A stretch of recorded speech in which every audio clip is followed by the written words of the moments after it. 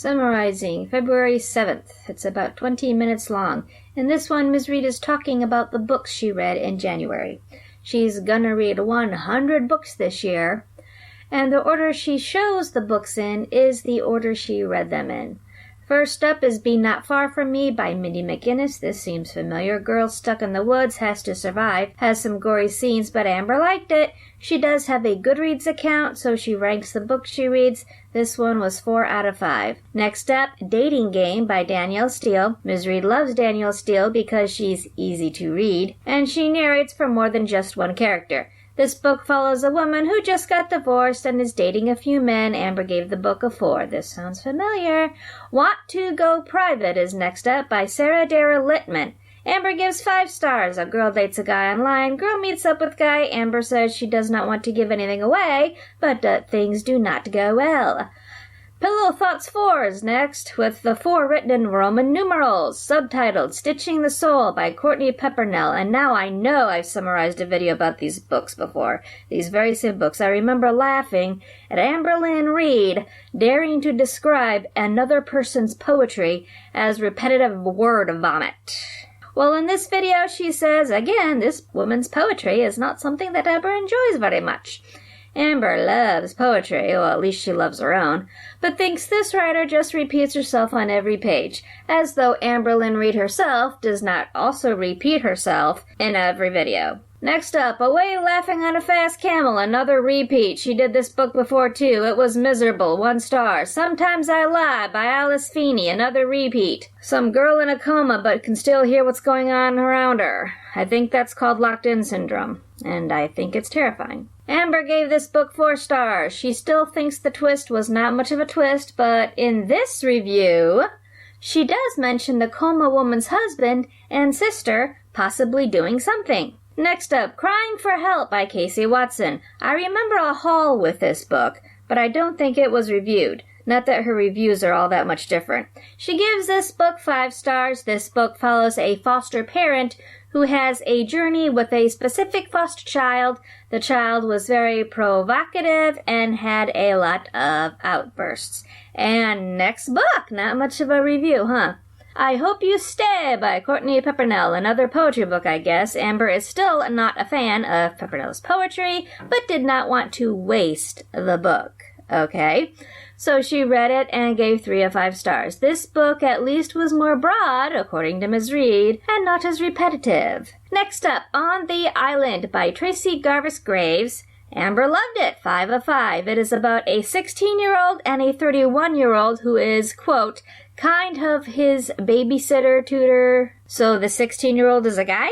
She never says. They are on a plane that crashes on an island, and they're on that island for years. So there is some romance. It's kind of forbidden romance, but there's no underage stuff. They're on that island for years, after all.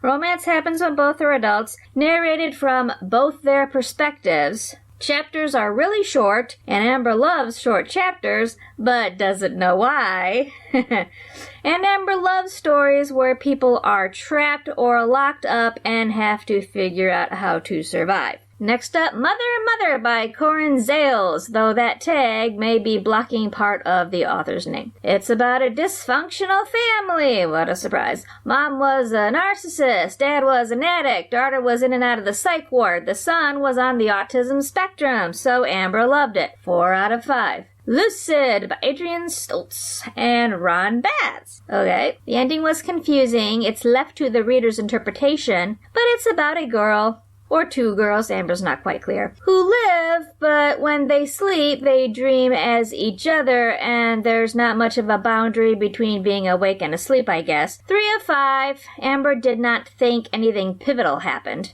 obviously, since she doesn't even give us the girls' names. Next up, Far From the Tree by Robin Benway. 5 of 5, one of her faves for the month. 3 siblings who were put up for adoption, and they finally meet each other and get to know each other's pasts. Next up, The Female of the Species by Mindy McGinnis. It's even on the back of the book that it's about a girl whose sister was murdered, and the girl kills the guy who murdered the sister. This book is about the aftermath of killing the murderer. 4 of 5 stars. Triple Shot Betty's in Love by Jody Gehrman. Two girls work at a coffee stand, and one is into some teacher, so she fakes being older, which Amber has to put in text, because initially she said one girl faked being younger. But the plot is not as interesting as it could or should have been, according to Amber's words. The other girl has a boyfriend, but tries to help the first girl fake being older. 3 out of 5. Amber said it was kind of bland. Well, maybe if she could actually remember the characters' names. Moving on. The Loneliest Girl in the Universe by Lauren James. 4 of 5 stars. It seems to be some sort of sci-fi young adult thing. Some girl, once again we don't get a name, moves to another planet. Something happened, and this girl was the only survivor. And she got messages from another spaceship before she got on it. I'm already lost. Amber does not know how to summarize. Again, still no character names. She loves these books so much, but can't be bothered to give us the character names? Next, Evolution of Mara Dyer by Michelle Hodkin is book 2 of 3 in a series. Amber loves that series. This book was 5 out of 5. Amber doesn't want to give too much away, possibly because I wonder how much she's retaining. Again, always a very handy phrase to use when you might not remember the book much, because you consume books the way you consume makeup and food and clothes. But this Mara Dyer is a mutant of some sort, I guess. She has a special power that can kill and destroy, and she meets a guy with different powers, and the girl spends time in psych wards. Have you noticed that psych wards show up a lot in these books? And Amber doesn't want to give too much away, but it's so good, you guys. Next up, You Must Not Miss by Katrina Leno, about a girl, no name again, who lives with an alcoholic mother. The dad left, the older sister left. This girl copes by creating an imaginary world to go to. The book gets dark, 3 of 5 stars, was creative and dark, but Amber feels like there was something missing that she can't identify. Next up, Stolen by Lucy Christopher, ranked 5 of 5, another fave of the month, about a girl who gets kidnapped, has Stockholm Syndrome, and Amber again misspeaks, says she loves movies where people are trapped, and then has to put books LOL in text over the video. Next up, yes, that really was the whole review for Stolen. Next up, When the World Didn't End by Carolyn Kaufman. It's another poetry book, 4 out of 5. Amber liked it, but she has high standards. If a poetry book wants 5 stars, it has to hit her hard. I'm sure she gives her own poetry 5 stars. She is her own fave writer after all. Next up, Dandelion by Gabby Hanna. More poetry. This one is 4 out of 5. Illustrations in the book are super cute, and the poetry is, quote, really random, by which Amber means it's not in categories. Amber hates books that organize their poems according to a love poem section, a funny poem section, a mental illness section. She hates that. Next up, A Fire Like You by Upale Jislub.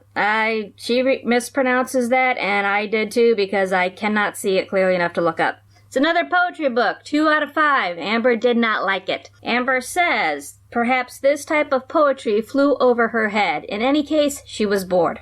Next up, Lies My Girlfriend Told Me by Julie Ann Peters, about a girl whose girlfriend dies, and then the surviving girlfriend finds out all this heartbreaking stuff. 3 out of 5. Amber thinks the author could have done more with it. Amber does not say what this more is. That would require an actual detailed book review, and not just this surface-level crap.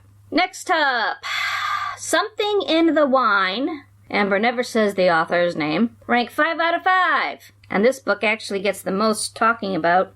Some straight girl gets pranked by her brother into meeting a lesbian friend. I'm assuming it's the lesbian friend is a friend of the brother. Amber never says. The two women decide to prank the brother and pretend to fall in love, and then somehow actually do fall in love.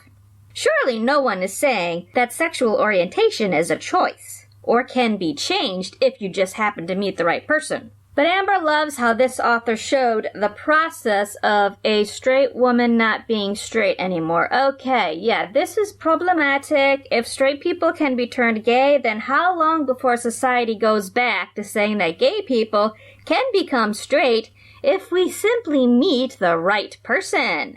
I'm going to assume that Amber Lynn Reed, brain trust that she is not describing this book very well. Bisexuality does exist. You don't have to be either straight or gay. And sexual orientation is not a matter of choice or of just meeting that one special person who can somehow magically flip you around. Moving on. Last up, The Kiss by Danielle Steele. Boy, Ms. Reed loves her some Danielle Steele. A guy and a girl who are friends, who are married to other people but unhappy in their marriages, kiss each other and something tragic happens during the kiss, and Amber doesn't want to give too much away, again. But comas are involved and sad things happen.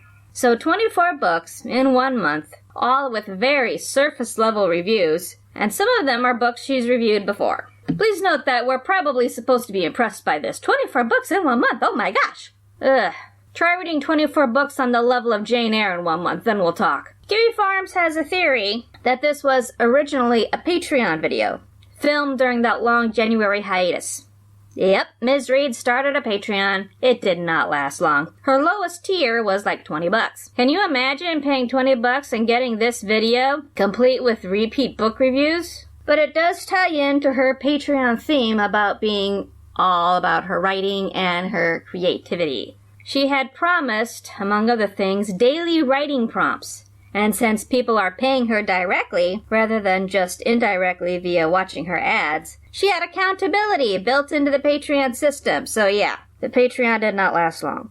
So have some laughs at this face of Zachary Michael when he bought in. Ms. Reed then did a little Instagram post, at least I'm assuming it's in just Instagram, where she claimed to try to get in contact with Zachary Michael and Life of a Free Spirit, but come on. She knows who Zachary Michael at the very least is. He tried to teach her picture-in-picture, remember? Ms. Reed even reacted to one of Zachary Michael's reactions. You know, the one where Ms. Reed altered the video to make it look like Zachary was responding to seeing Amber's back, rather than what Zachary was actually reacting to, which was that up-the-nose shot when Becky held the camera. Remember that? Ms. Reed is doing a performance here. She's trying to make it look like she's trying. But the OnlyFans still exists, as far as I can tell. It's probably just for attention-seeking. But it is interesting that Amber is trying to branch out from just YouTube. It's making me wonder if she's not hitting that $10,000 a month she used to anymore.